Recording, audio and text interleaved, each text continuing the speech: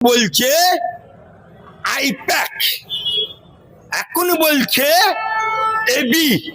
তুমি যখন জেল খেটে এলে তখনও তো তুমি আসতে পারতে, যখন সেদিনকে সিরাজুল মল্লিক স্টিকারটা টিপে দিত, আজকে মমতা বুবুর মুখ্যমন্ত্রীও হওয়া হতো না, আর মমতা বুবুর আজকে নাচনে কোদনে হেলেনের নাচও বাংলার মানুষকে দেখতে হতো না, আর बंगाल के कंगाल हो तो ना।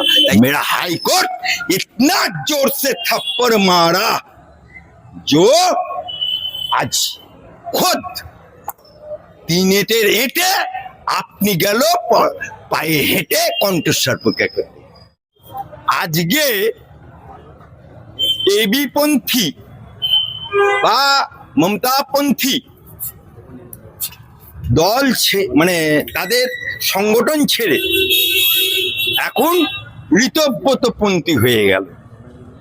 এই যে দল পরিবর্তন, অর্থাৎ তৃণমূলেরই এখন এরা এ টিম, মমতা বাবু বি টিম।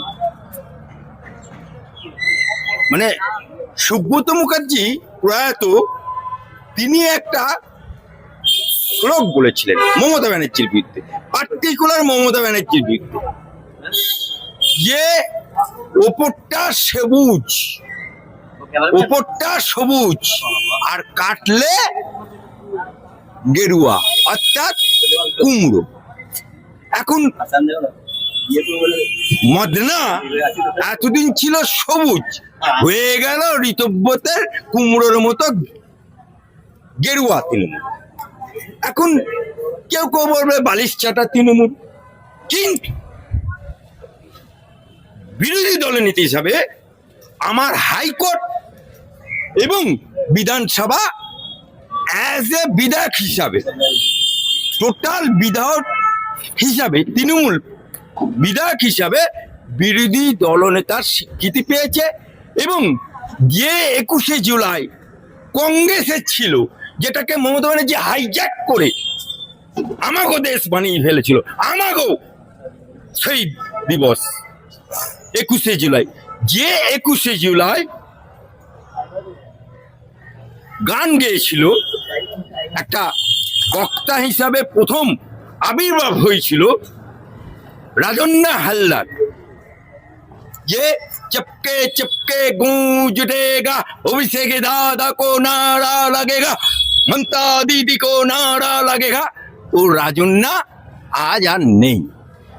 আবার ওখানে লাগাও সাইনি, সেই লাগাও সাইনির ওখানে দে দে মাঝি হেলা করিস নে, পাল তুলে দে যাবো মদিনায়, সে গান আর হবে না।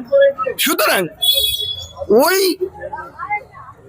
21শে জুলাই যেটা হাইজ্যাক করা কংগ্রেসের কাছ থেকে, ওই শহীদ দিবসে সরকারে থাকাকালীন মমতা ব্যানার্জি নাচন কোদন গায়ক গায়িকা আবির্ভাব করত, অথচ শহীদের তর্পণ, যে শহীদের মারা ফিরোজা খাতুন থেকে শুরু করে, রুকবানুর রহমানের পরিবার থেকে শুরু করে, রুকবানুর রহমানের মা আজকে প্রয়াত হয়েছে, আরো যারা 13 জন শহীদ হয়েছে, তাদেরকে আড়ালে চলে গেছিল, পিছে চলা গিয়া।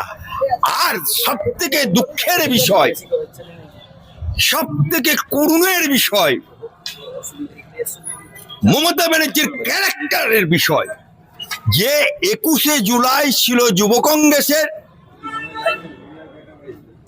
রাইটার্স বিল্ডিং ঘেরাওয়ের ডাক দিয়েছিল যুব কংগ্রেসের নেতৃত্বে, কিন্তু লেট মি ফিনিশ, প্রদেশ কংগ্রেসের সভাপতি শোভেন মিত্রের কোনো অনুমোদন ছিল না, কেন্দ্রীয় কংগ্রেসের অনুমোদন ছিল না, তথাপি তিনি সেদিনকে ঘেরাওয়ের ডাক দিয়েছিল।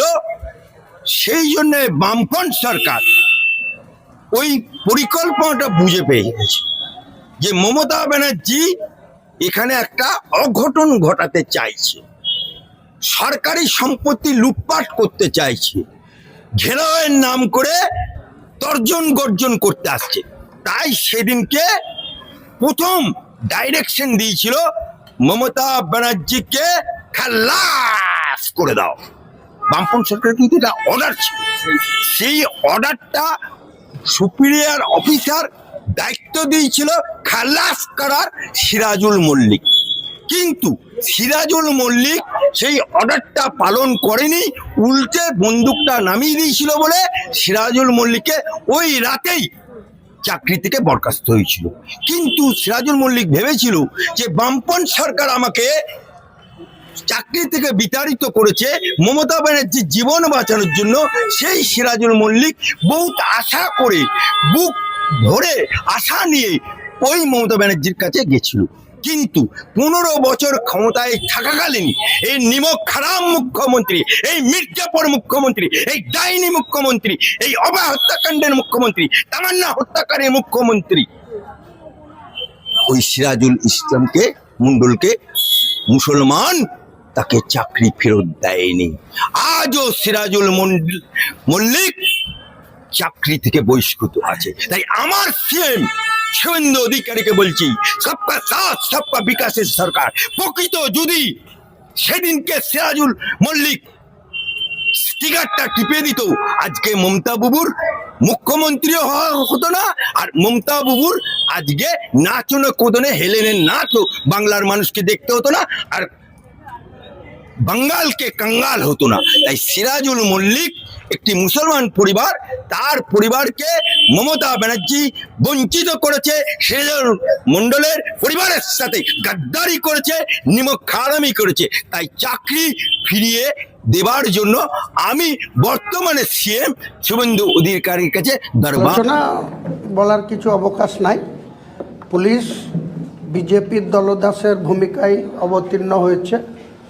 মুর্শিদাবাদ বহরমপুর পুলিশ পিডির পুলিশ, বিশেষ করে রেজিনগর শক্তিপুর থানা এলাকা, এসডিপিও বেলডাঙ্গার নেতৃত্বে, ওসি রেজিনগরের নেতৃত্বে যে জিজ্ঞাসাবাদ, ঘুরে ফিরে একই বিষয়, একটা বক্তব্যকে কেন্দ্র করে যে ধরনের তারা আচরণ বা যে ধরনের আমাদের জনতা উন্নয়ন পার্টির বিভিন্ন কর্মীদের যেভাবে মিথ্যা মামলায় তাদের হয়রানি করার যে পরিকল্পনা তারা নিয়েছে, আমাকে জিজ্ঞাসাবাদের মাধ্যমে আমি যা বুঝতে পেরেছি তা